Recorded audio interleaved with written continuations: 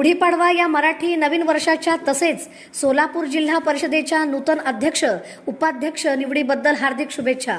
शुभेच्छुक प्राध्यापक डॉक्टर बापूसाहेब आडसूळ, प्रदेशाध्यक्ष एकनाथ स्वाभिमानी शिक्षक सेना महाराष्ट्र राज्य। सोलापूर जिल्हा परिषदेच्या अध्यक्षपदी बार्शी तालुक्यातील दीपक वैद्य यांची निवड झाली आहे। एक सामान्य शेतकरी कुटुंबातून आलेल्या दीपक वैद्य यांनी संघर्ष आणि जिद्दीच्या जोरावर हे यश मिळवले आहे।